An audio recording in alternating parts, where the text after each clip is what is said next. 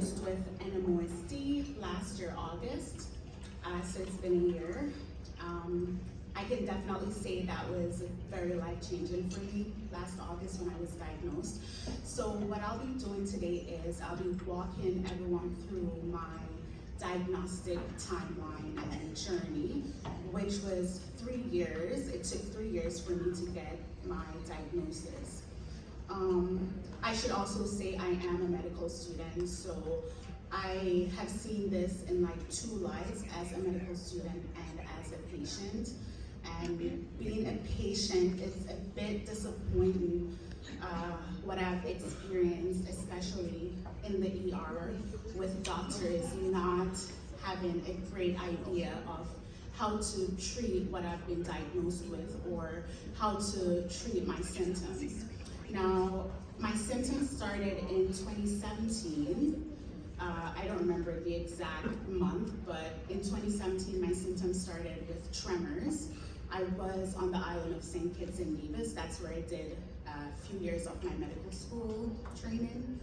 And the tremors, I remember saying to a professor of mine about the tremors that I have, and he suggested that these are probably just essential tremors. And I'm like, okay, essential tremors. He's like, yeah, alcohol should help. I'm like, okay, alcohol. Now I can have 2 glasses of wine, right? That's an excuse. So, okay, after those essential tremors, with studying, being so busy, I completely removed that from my mind. Then I got addicted to caffeine and Red Bull. The story of my life there. So the tremors got completely worse. I thought this tremors were, one, associated to stress, two, the increased intake of caffeine. Fast forward to 2019, in the midst of the pandemic, I came home I think it was around March when everything was closing down. I came home and the tremors, they escalated and they were more constant than before.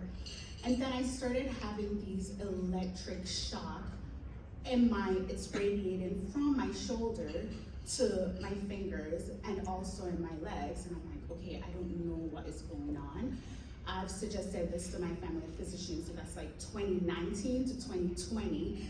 March of 2019 to 2020, I kept going to my family physician. These shocks, these tremors, they're becoming constant, they're becoming painful, I'm in a lot of agony, I have no idea what's going on. She could not figure it out. I was studying for my board exam at the time, so I'm like, okay, Shanice, you're just gonna have to be tough. You're gonna have to stick this out, stop thinking about your pain, focus on your exam. So that's what I did. I focused on my exam, forgot about my pain. Then, August of 2020, that's when everything turned completely bad. I was sleeping and I got up with complete numbness and paralysis in my right hand and my right leg. I screamed and I called my mom. I'm like, I cannot move. Like, there's something seriously wrong. I cannot move. And she came and she started to massage my leg and she rubbed my hand. She's like, I'm like, I am not feeling anything. This lasted for about 30 minutes. And then I started to get sensation in my hand and in my leg. The next morning, I called my family physician and I said, I really need a referral to a neurologist because something is definitely wrong. This is not just stress related. Like, there's no way I should go to bed and get up with complete numbness and paralysis. So she got a referral to a neurologist and I was seen within a few weeks. And we all know the wait time for a specialist. So I was pretty lucky to be seen within a few weeks.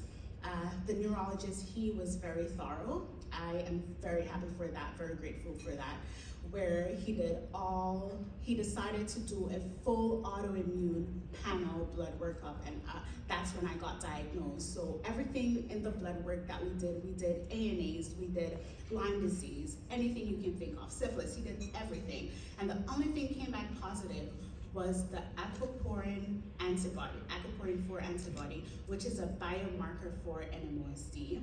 So he called me a week later. He's like, Shanice, your blood work came back with the aquaporin 4 antibody. I'm like, first I asked him if that has something to do with the kidney, because I remember in medical school that has something to do with the kidneys. He's like, no, this is, you have Devic's disease. And I'm like, Devic's disease? I've never heard of Devic's disease. What is Devic's disease? And he explained what Devic's disease is. And he said, I've only encountered one patient with this in my entire career.